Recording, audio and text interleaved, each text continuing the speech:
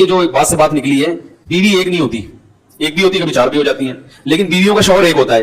وہ بھی اس لیے کہ عورت نے اطاعت کرنی ہے کس کی؟ شوہر کی. اگر دو ہوں گے اس کو نہیں پتا چلے گا کس کی اطاعت کرنی ہے. تو حاکم ہمیشہ ایک، جس کو فالو کیا جاتا ہے وہ دنیا میں ہمیشہ ایک ہوتا ہے. اور مرد بیوی کو فالو، اسلام میں بیوی کو فالو نہیں کرتا. اگر اسلام میں حکم ہوتا ہے بیوی کو فالو کرنا ہے تو بیوی ایک سے زیادہ رکھنے کی آپ کو اجازت نہ ہوتی. بہت ٹیکنیکل پوائنٹ ہے. آج لوگ فالو کس کو کر رہے ہیں؟ ابا کو نہیں کر رہے، اما کو نہیں کر رہے، کس کو کر رہے ہیں؟ اما بھی ایک ہوتی ہے. کیا خیال ہے؟ آپ کہہ سکتے ہیں وہ بھی چار ہوتی ہیں، وہ چار نہیں، وہ ایک ہی ہوتی ہیں، وہ ستیلی ہوتی ہیں. باقی وہ سچی مچی کی جو اما ہے وہ کتنی ہوتی ہیں؟ ایک. کیونکہ ماں کی اطاعت کا حکم ہے نا، تو وہ بھی کتنی ہے؟ ایک. حاکم جو جس کو فالو کرنا ہے وہ ہمیشہ ایک. آپ کے علاقے میں 2 SHO آ جائے تو معاملہ صحیح چلے گا؟ تو یہ جو اللہ نے کہا نا کہ بیوی ایک بھی رکھ سکتے ہو زیادہ بھی، یہ اس کی علامت ہے کہ بیوی کو فالو کرنے کا حکم نہیں ہے. تو پھر کیا کریں بھائی؟ محبت کرنے کا حکم ہے. محبت الگ چیز ہے، فالو کرنا الگ چیز ہے، اور اس کے حقوق کا خیال کرنا الگ چیز ہے. حقوق کا خیال کرنے کا حکم ہے، محبت کا حکم ہے، اس کی فرمائشیں ضرور پوری کریں، لیکن اس کی اطاعت کے اہم معاملات میں بیگم کا فیصلہ آخری فیصلہ ہوگا.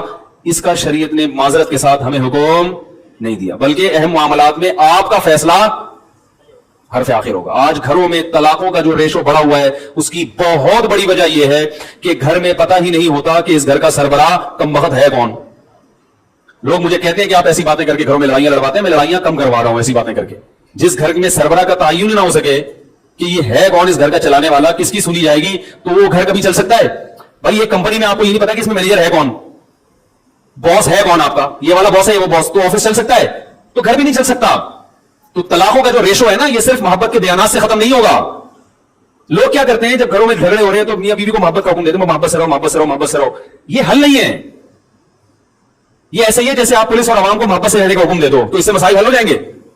پبلک کو یہ بتایا جائے گا بھائی پولیس والے سے محبت بھی کرنی ہے، لیکن جب آرڈر آئے گا تو آرڈر عوام کا نہیں چلے گا، کس کا چلے گا؟ تھانے دار کا چلے گا.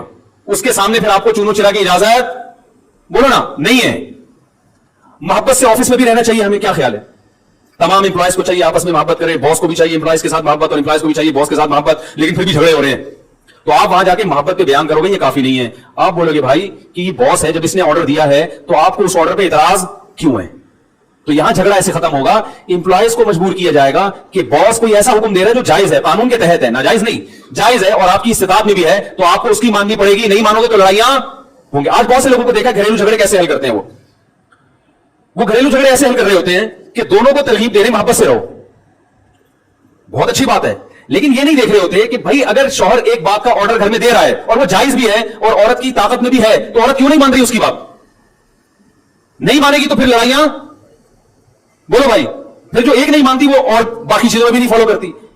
تو بس ایک چیز اپنے سروں پہ سوار کر لیے کہ دونوں کو برابر ہے، دونوں کے رائٹ برابر ہیں، دونوں کے ایک جیسے ہیں، تو بھائی پھر یہ یورپ والا سسٹم ہوگا.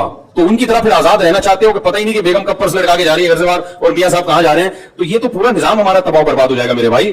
اس نظام کو جبھی بچانا ممکن ہے جو اللہ اس کے رسول نے قانون بتا دیا کہ